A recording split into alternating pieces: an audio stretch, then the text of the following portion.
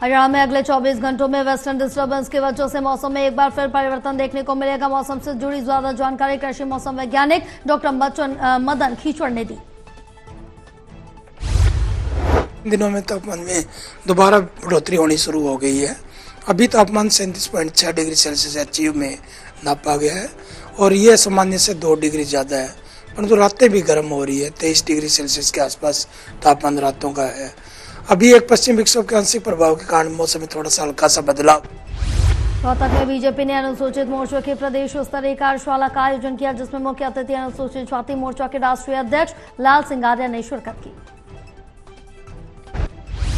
कार्यक्रम का मतलब है भारतीय जनता पार्टी के 6 नेशनल प्रोग्राम है, उसमें बाबा साहब अम्बेडकर की भी जयंती मनाई जाती है। भारत का कोई भी राजनीतिक दल नहीं है जिसके प्रदेश और राष्ट्रीय कार्यक्रमों में अम्बेडकर जी की जयंती मनाई जाती हो। इसका मतलब साफ। मोहनलाल बडोले ने कहा, बाबा अम्बेडकर का वास्तविक सम्मान केवल भारतीय जनता पार्टी ने किया है। कांग्रेस पार्टी ने कभी बाबा साहब भीमराव अम्बेडकर का सम्मान नहीं किया।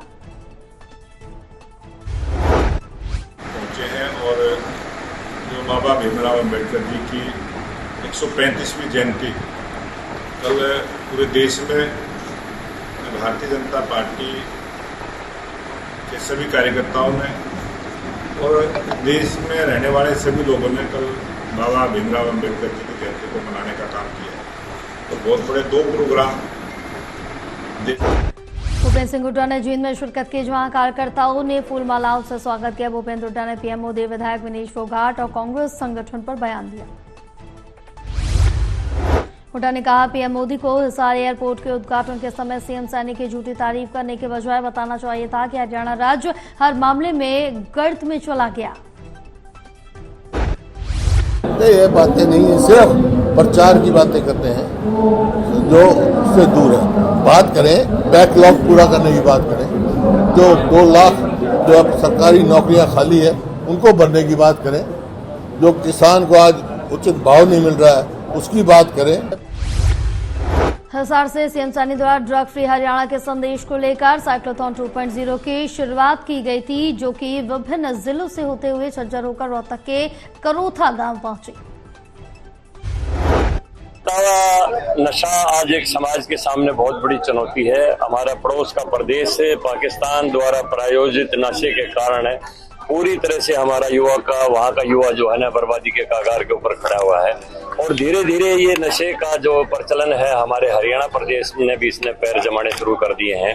तो इसमें माननीय मुख्यमंत्री यात्रा का नेतृत्व डॉक्टर अशोक कुमार कर रहे हैं। उन्होंने बताया कि यात्रा पूरे प्रदेश में लोगों के बीच में जाकर उन्हें नशे से दूर करने के लिए जागरूक कर रही है। जागरूकता ये अभियान है, ये वास्तव में निरंतरता है और निरंतरता के समावेश को लेकर के हर गांव में, हर विद्यालय में, हर पंचायत में ये नशा मुक्ति का संदेश पहुंच रहा है और लोगों के दिमाग ये बात पहुंच रही है, नशे को छोड़ दो और जीवन बनाता है। बीजेपी नेता कुलदीप बिश्नोई ने जींद जिले में पंकज कापड़ू के निवास पर शिरकत की है। यहां पहुंचने पर उनका जोरदार स्वागत किया गया। उन्होंने भूपेंद्र सिंह हुड्डा पर जमकर निशाना साधा। कुलदीप बिश्नोई ने कहा कि भूपेंद्र सिंह हुड्डा को खुद उनकी पार्टी के लोग सीरियस नहीं लेते। भूपेंद्र हुड्डा का राजनीतिक जीवन खत्म हो चुका है, भविष्य बीजेपी का है। कुलदीप बिश्नोई ने कहा है कि बीजेपी पर्ची बिना खर्ची का काम करती है। जिस तरह से काम चाहे वो हरियाणा में हो या देश में बीजेपी कर रही है, आने वाले समय में पीढ़ियों को उसका लाभ मिलेगा। तो 3D लो मत, कांग्रेस पार्टी के लोग उसको 3D लेते नहीं। उनका राजनीतिक जीवन खत्म हो चुका है और अभी भविष्य जो है वो भारतीय जनता पार्टी का है। जिस प्रकार के काम चाहे वो हरियाणा में हो चाहे देश में हो, भारतीय जनता पार्टी कर रही है, मैं समझता हूँ। शहीद की पत्नी के साथ मारपीट के मामले में गांव में हुई पंचायत, परिजनों ने कहा है कि अगर पुलिस ने सही से कार्रवाई नहीं की तो शहीद का नाम भी हटाने के लिए प्रशासन को देंगे ज्ञापन। महेंद्रगढ़ में शहीद खुशीराम यादव की पत्नी के साथ मारपीट का मामला तूल पकड़ता जा रहा है। शहीद की पत्नी के साथ हुई मारपीट के मामले में आसपास के गांवों के लोगों ने पंचायत की। सोनीपत की ओपी जिंदल ग्लोबल यूनिवर्सिटी ने 6 स्टूडेंट्स को सस्पेंड कर दिया। ये सभी यूनिवर्सिटी के बॉयज हॉस्टल में छात्रा को ट्रैवल बैग में पैक करके ले जाने के प्लान में शामिल थे।